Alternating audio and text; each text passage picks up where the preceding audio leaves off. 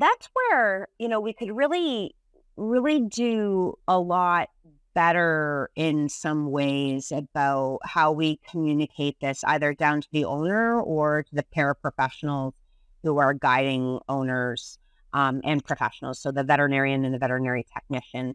But by default, a lot of people go for nutrition advice. They're taking nutrition advice from the breeder that they bought their dog Yes. from the pet retailer. The list goes on and on where that nutrition information is coming from. And as you just alluded to, the individualism in nutrition is hugely important.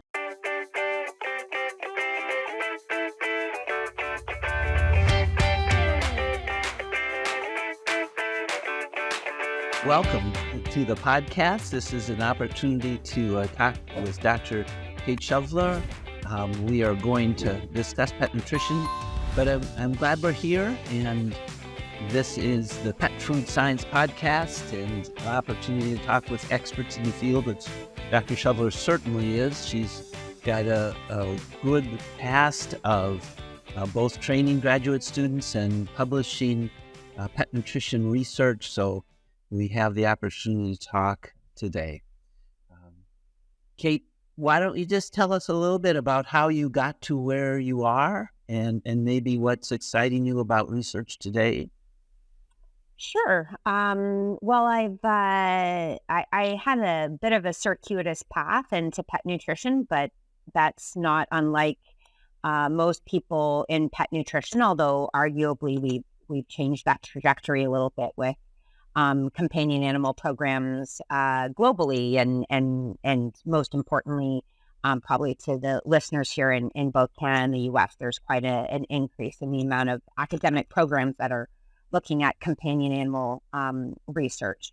But I did my undergraduate degree at the University of Guelph in animal biology, and then I went and did a PhD at the University of Alberta with a swine nutritionist, Ron Ball, and a human MD and human nutritionist, Dr. Paul Penchars, who was actually a professor at the University of Toronto and a clinician at Sick Children's Hospital.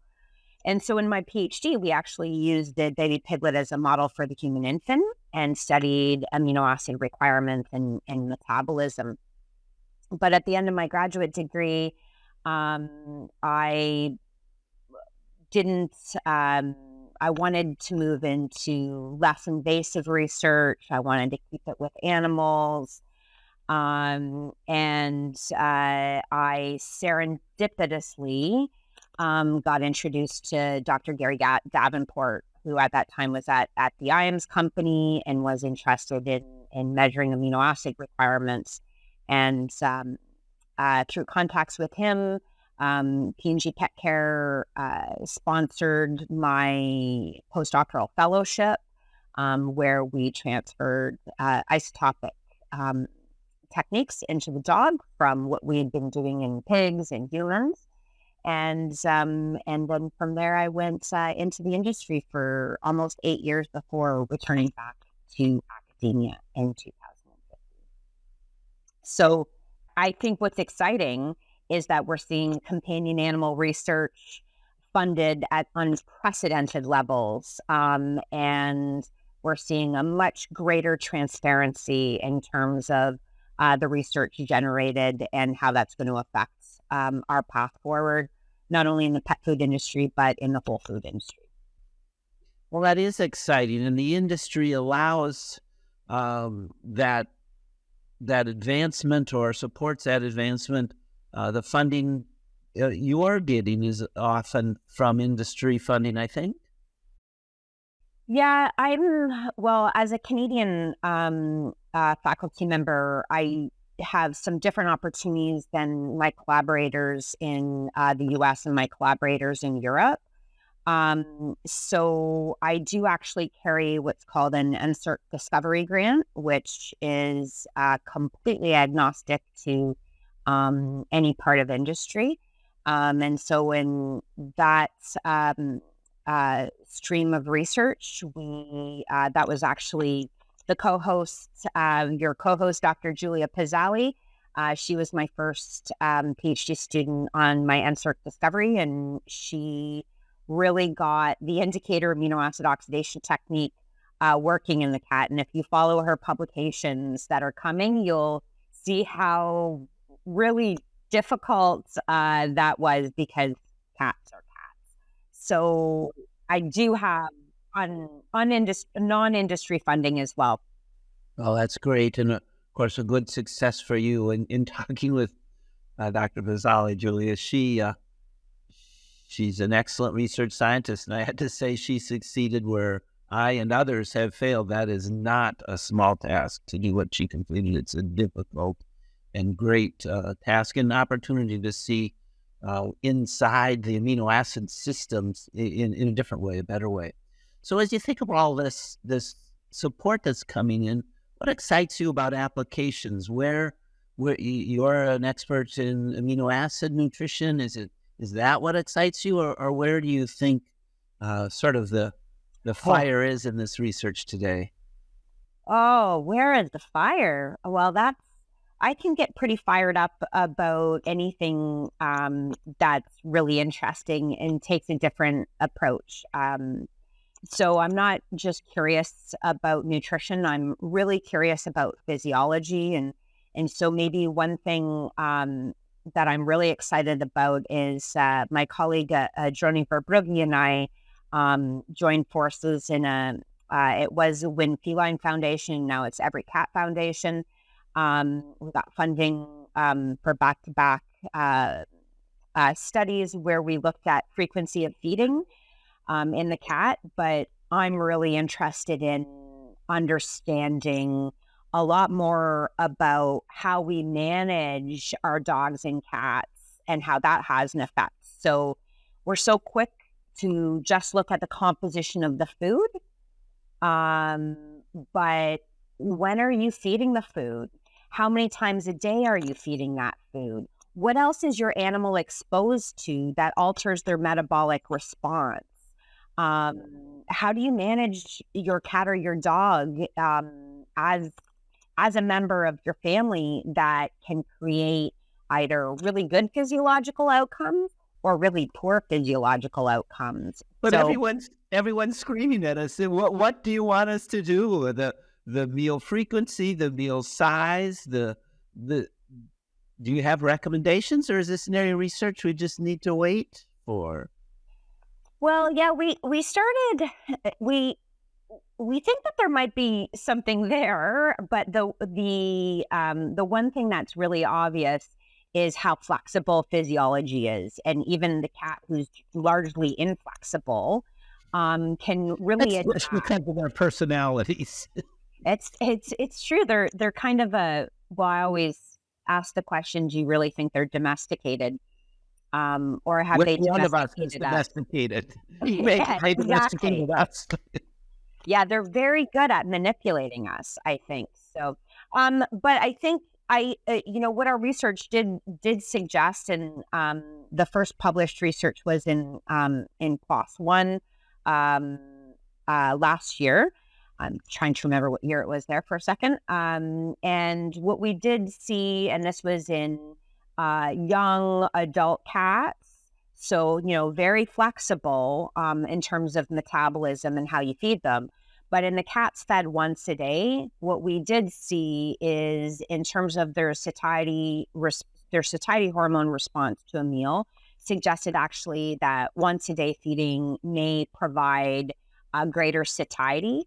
But what I was really interested in is that when you feed them once a day, you actually see a significant meal response in the amino acid concentration, in contrast if you fed them multiple days or multiple times in a day. And what I mean by that is if you feed them multiple times a day, their plasma amino acid concentrations don't vary very much. But if you feed them once a day, you see a more profound amino acid response. So very similar to glycemic response, if you will. So load is important. And that might be important for muscle wasting, right? Because there is a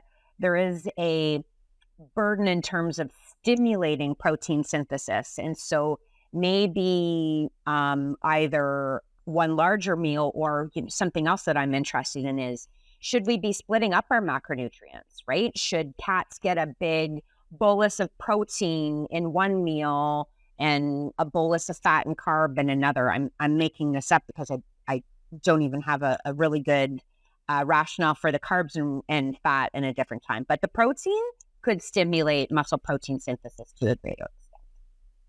It's fascinating. I might have to go back and look at some old data. We published a paper once where we had a high protein bowl, a high fat bowl, and a high carb bowl, and let the cats and dogs select between the three of them, sort of providing that opportunity for a bolus, if you will.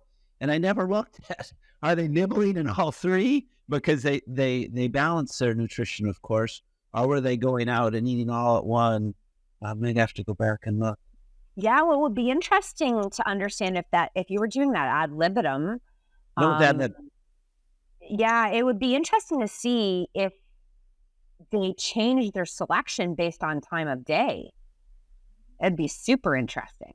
I have that data. I should re-look. Yeah. What was most interesting to me was the fact that, cats did not choose, they had a chance to eat like a 55% protein food. That was not their mix they chose. How do you feel about the high protein, high fat, high carb? Lots of foods out there with lots of different answers to what's optimum. Do you have an opinion on it? What do you think? Yeah, I think, well, there's kind of opposing forces here, right? So we have to balance the fact that protein at really high amounts just increases nitrogen excretion by the animal. Of course, yeah.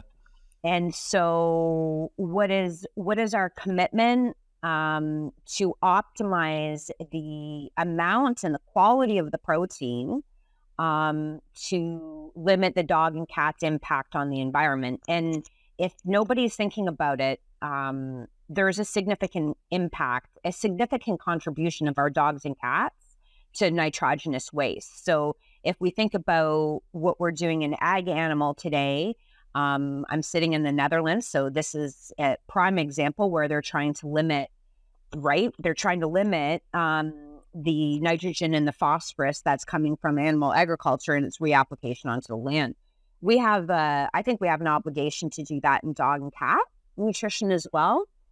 But on the flip side, there's really good evidence coming out, not as much in dog and cat. Wait, I'm on a path to look at some of this, but that our amino acid requirements, if you look at our minimum requirements in ag animals where we maximize growth or minimize nitrogen excretion, that's great if you have, a growing pig and they don't have an immune challenge. But if they do have an immune challenge, they perform better if they had been getting supplemental amino acids. So then when we think about that paradox, what do we do then? Because we also want to optimize the health and well-being of our dogs and cats, which might mean not minimal protein and amino acid requirements, maybe higher. So I think this comes back to that balance again, right? Of understanding what the risks and benefits to both are, and then managing them a little bit better. Maybe providing it with a little more selection to the individual pet, rather than, as a nutritionist, we feed populations and you make these population decisions, but optimum for each pet. That's well, to that point, Dennis. It has shocked me in some of the survey data that has come out and a whole bunch of different literature, but that some people are feeding their dogs is what I've seen, and I'm going to say that it probably then applies to cats, the exact same diet for years. And this is counterintuitive to all the other nutrition literature, say, for example, in human nutrition, where we appreciate that there's diversity in diet selection. Why are we not providing that to dogs and cats? How would that change their health and well-being? And so it might not just be changing what they eat to meet some kind of metabolic demand, maybe it's a behavioral demand, right? I mean, there's a myriad of different options here that have not been explored in pet nutrition. And as Julie and I were talking, one of those change in options is certainly change in form and processing that certainly influences these characteristics we're talking about. So lots to look at. So it'll be kind of fun. You have recently done a lot of interesting work with energy, and we've chatted about that. I think there's some overlap with some work that I've been doing. What do you think about energy and how we think of supplying pet energy? Is there advances out there? Should we be going to net energy? What do you think? Well, let's start with how using modified attwaters. I do not understand why this has not changed for the North American pet food industry. No one has to show anymore that this is an appropriate algorithm to calculate energy density, and it's assuming like a clock. It's right some of the time, even if it's stopped. Come on. Yeah, well, I think even if we win, there are far better algorithms for energy density. So I think we have that problem. Sure. Right. But that's still, to your point, that's metabolizable energy. That's not net energy. And I definitely think that we will learn more by determining net energy than anything else. So we're working on those algorithms right now in collaboration with some scientists at INRA. So at an research institute in France, and where the net energy system was first developed. And so I'm hopeful, right? I'm over speaking, but certainly the Dutch have done net energy for a long, long time for other species. Well, their calorimetry, their indirect calorimetry facilities here are amazing. I haven't been to the ones at INRA, but the ones here are quite impressive. So, but we just finished looking at. We did a protein titration to evaluate the impact of dietary protein on net energy, and the next one we're going to do is fiber, and then I think that probably after that, I think fat and carbohydrate titration to understand how to use those values in net energy algorithms for cats is likely warranted. Well, and the other thing we should talk about here is the variation associated with pet intake is greater than any of the variation of these models. So we've got this whole thing about, again, how we feed the individual that really, really pushes a nutritionist, doesn't it? Yeah, that's where, we could really, really do a lot better in some ways about how we communicate this, either down to the owner or to the paraprofessionals who are guiding owners and professionals. So the veterinarian and the veterinary technician. But by default, a lot of people go for nutrition advice. They're taking nutrition advice from the breeder that they bought their dog from. Yes. From the pet retailer. The list goes on and on where that nutrition information is coming from. And as you just alluded to, the individualism in nutrition is hugely important. Cats are a great example, multi-cat households, right? Where yes, people will they're feeding the same food, but two cats behave completely differently, and one's morbidly obese and the other one's lean and active. Yeah. So how do you manage that? No, it's a struggle, I think, for many pet owners, and we think about, well, there's kind of expensive but nice options if you end up individualized feeding, which is certainly possible. And you see those kind of great toys and things that pets have to work with to eat, and that seems like a good option.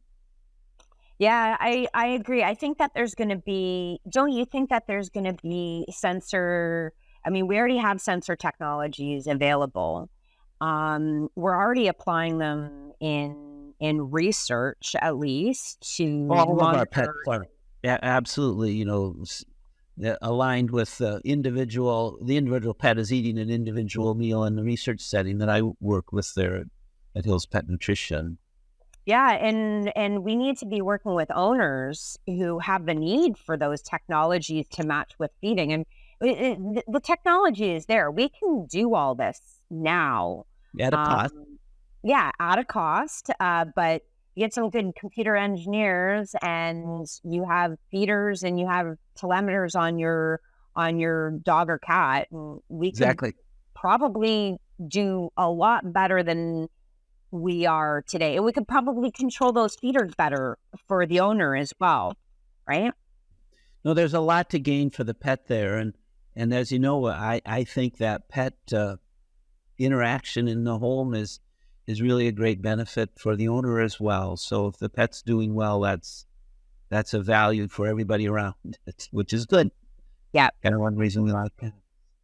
Or Well, we can't go by without just sort of touching on amino acids. We are going to have, I think, maybe an in-depth discussion about amino acids sometime, because this problem you mentioned earlier on that, well, what do we feed to? Where's our endpoint? The one and only, although it's just classic research, longevity trial that I know of where they were feeding the dogs at lower energy intake than the controls. They lived longer, they were healthier, they were leaner, so they didn't have the loss associated with arthritis, so associated with obesity, of course. But they had less lean. I mean, those healthier, longer living pets were at a lower lean, and so you think, wow, I kind of like feeding to maximum lean, but maybe that's not always the best, and we want to feed to optimum health at some level, and amino acids are so tied to that. What do you think? yeah, well, I think maybe where I would start, and not just to pump my own research and the approaches That's okay. I use, but um, if you look at if you just typed in the lysine requirement in swine, I haven't done it for a while. Well, I'm tired of doing that. There's 100 papers on the lysine requirement. Oh, right. But in dogs and cats, you can count them on they're less than 5. And for some amino acids, there's no good empirical estimate of the amino acid requirement. To boot, when you look at, for example, both AFCO and FEDIAF, they're based on amino acid requirements that were developed using either growth or nitrogen balance, which are both good to measure amino acid requirements in growing animals, bad to measure amino acid requirements in adult animals, and there's nothing on senior animals really out there in terms of empirical measurement of the requirement. And what I mean by that is a titration of the amino acid with a really smart diet design. It's very important that your diets are designed correctly when you go into amino acid requirement studies. And it means that only the amino acid of interest can change in that diet. Nothing else can change because it all affects metabolism. And so if you want to do a really good job, just add amino acid. So when I was with, I started that methodology when I was in my postdoctoral fellowship that was sponsored by Procter & Gamble Pet Care. And then after that, I went to work for Procter & Gamble. And over the 8 years that I was there, we measured all the indispensable amino acid requirements in small, medium, and large breed dogs, of which the majority we've now published. But what was really consistent was that the amino acid requirements were above, and not by small amounts, by somewhere between 15 and 45 to 50% greater than AFCO requirements or the recommended allowance in the National Research Council's nutrient requirements for dogs and cats. This is completely in line with, if you think about something like human nutrition. If you look at the amino acid requirements that were published in 1985 in human nutrition, those requirements have gone up steadily from iteration to iteration to iteration of the amino acid requirements for humans at every life stage. So it shouldn't be surprising that we should also probably increase the minimal amino acid requirement on a regulatory basis, in my not so humble opinion. When you were talking about amino acids, and let's jump back into that. The thing that just sort of amazes me is, as you know, pet nutrition spends a lot of money trying to hit the optimum balance, again, for that population we're feeding in amino acid nutrition. And so clearly your work is valuable in bringing those anchors out about here's a minimum. And I think the technique has value. Certainly everyone knows, and perhaps not everyone listening, but nitrogen balance has tremendous benefit within its space, but it's not so beneficial in looking at the requirements for mature animals that are in nitrogen balance. Small differences associated with what you'd like to have to find that break point are just not the right assay for that. So what I have done is looking at these long-term studies where you have a specific amino acid balance, and you say, look, I'm accreting a nitrogen, or I'm having this great immune response, or even that I can measure these other sort of protein influence outcomes, and so it must be okay. But that's not an endpoint. I mean, that's not a break. So we need something else, and I'm so glad you're working on it, and I hope you can get the funding to continue that work. It's valuable work. It's important work. Yeah, I feel fairly confident, largely because Julia was the student on my first round of my discovery grant. So I've completed all the work, which is usually your biggest thing to get funding again. But then I'm also pretty lucky in the fact that Champion Pet Foods stepped in on the dog side, and they supported a huge meta-analysis where we took digestibilities of all these ingredients and we calculated the equivalent of a digestible indispensable amino acid score, which is what is being proposed as the gold standard for amino acid bioavailability. And then ultimately the DIAS scores proteins so you can understand what's an excellent source, a good source, or a source of protein. And so we started to generate those. And James Templeman was a PhD student and a postdoctoral fellow of mine who did that work. And that was published last year in Journal of Animal Science. And we're now building to see if we look at the ileal digestibility of the main ingredients in a dog food, and then we look at the ileal digestibility of the amino acids in a complete dog food, can we predict or even get close to predicting that final product content?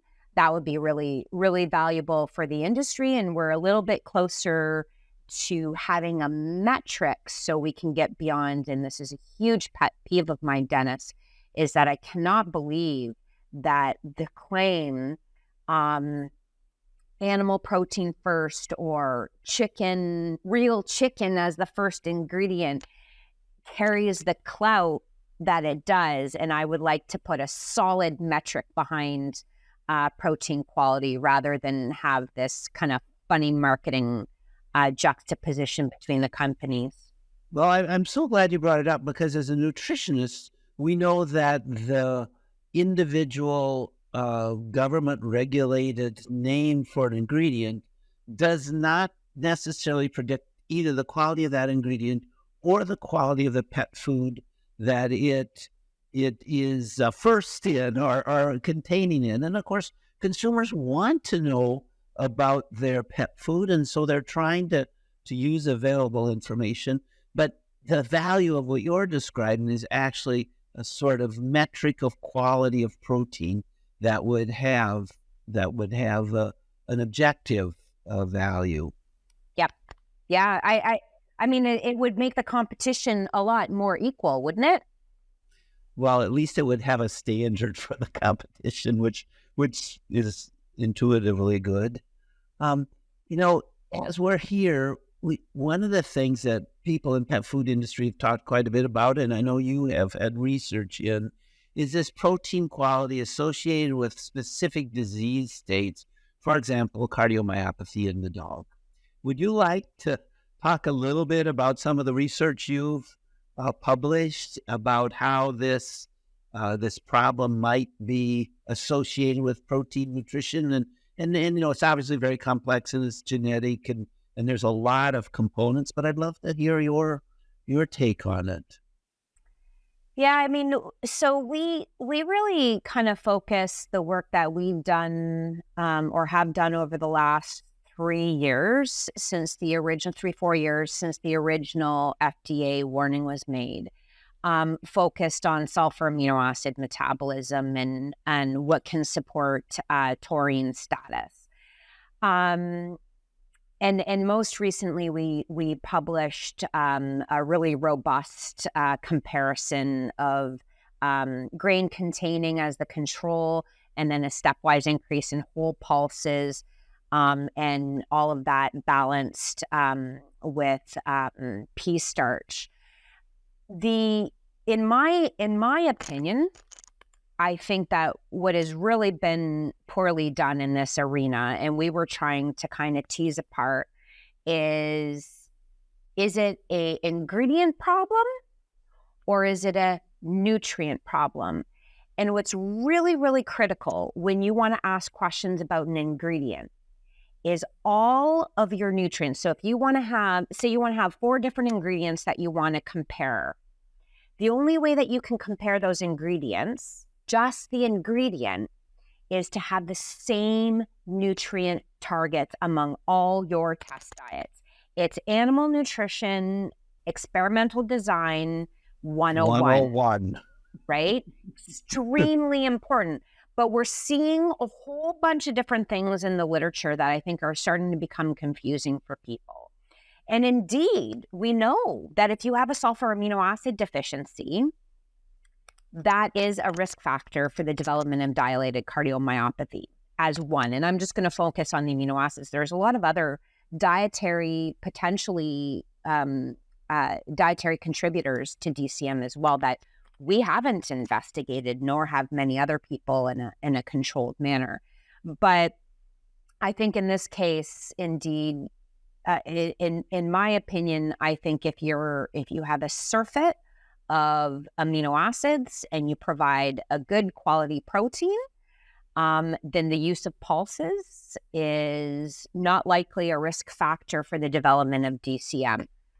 What caused DCM in this very wide bracket of products?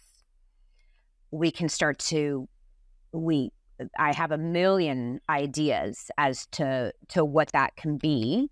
And give us the top 5, or would you rather just not? Well, one thing in the epidemiological work that I haven't seen is whether those dogs are actually eating to the feeding requirements. Oh, they're not. They're not. So the first thing is that your amino acid requirements are they're not required on a percentage of the diet like we present them. They're actually required per kilo body weight. So if you reduce feed intake, you have an amino acid deficiency. And so I think that might be a leading one. I have huge questions about antioxidant supply and whether those differ between whether the stability differs between different formats of diets as well, because I don't think that literature exists, or at least from what we've looked for it. It Some hasn't. people might not publish it. Well, and therein lies the rub of the if it's not published, how did It's you not know it could available. be a problem, right? Yeah. Um, I mean, I'd love for all of us to stop and commit to going back into our coffers and publishing everything. We actually owe it to the dogs and cats that we've done research on But to publish it all. it fades over the horizon. I have some work that I think my company, something that no longer even exists anymore, I should have published. I feel so badly that's right. I feel that responsibility of we take really good care of our pets, right? I mean, these pets live very long, very good lives, but it's kind of what they do for a living, and to not use that. Yeah, is a Hard. shame. Yeah, I agree. Anyway, if we solved all the So, problems. if- One if last one? Maybe yeah, what you might I look think at? maybe the last one is we're working on a very short communication right now based on a series of diets that we had where um, we had a grain containing diet and we had a pulse containing diet. We had them manufactured at the same time using similar ingredients, using all the same processing techniques at the same plant. So they were all bagged the same, they all shipped the same, they were all stored exactly the same. All of our field pea diets molded and our grain diets did not. So, What was your percent moisture? no, they were all, there was greater water activity in the field pea containing diet, indeed, but they were all dried to about 92% dry matter or about 8% moisture. And the water activity differences were based on the pulses? That surprises me. That's interesting. They're hygroscopic pulses. Yes. So they're I'm not definitely not a molding expert, and you know, I think probably something that this podcast would benefit from is that discussion about mycotoxins. I do not think people appreciate what ingestion of mycotoxins can do. Only reason I knew about it, Dennis, is because it's a huge deal for horses, and I teach horse nutrition as well, because horses can't vomit. So once they eat something that's contaminated with mold, they're in big trouble. Yeah. Well, fascinating. You know, Kate, there's so many things we can talk about. I'm interested in it. I hope we can chat again, and maybe we'll figure out a couple other routes to discuss these things, because it's just fascinating, and I hope that people can appreciate your wisdom and understanding of the area, because it's significant. I wonder what they might, if you had a favorite pet food nutrition related book or resource, if the audience would say, I'd love to talk to you, but I can't. Can I read something? What would you suggest? Which book would I suggest? Well, I probably have to, out of contributing to it and the fact that I use it for my course, I do use Canine and Feline Nutrition, which Linda Case edited, and the IAMS company originally used its scientists to produce. So I think that that's a really good kind of overview of pet nutrition that I use to teach students. If you're really hardcore and you love science and you love metabolism, then the book that I probably use the most is Metabolism at a Glance, with all the metabolic pathways. But I really like metabolic pathways, so there's that. So those would be more basic, and then more scientific would be Metabolism at a Glance. No, those are good ones. I wonder if you could tell us I sort of have a pet question I like to ask people, which is what you've had success. You've had success setting up teams. What do you look for with individuals that maybe brings that success to the whole unit they're working in? Yeah, it's a good question. I think that I've whittled it down to two things that I always look for, and that's positivity and motivation, as a combination. And then second, and probably I look for first, to be honest, is curiosity. So I find that if I have curious people, if someone's curious, not only do they desperately want to learn, but they tend to be very open to hearing new ideas, and thinking about them critically. Those would be the two things that I look for, definitely in trainees. That's fascinating. Can I ask the flip question? So what makes someone fail? What's the critical attribute or attributes that, no, that's not a success? Yeah. Well, I think it probably and it's definitely an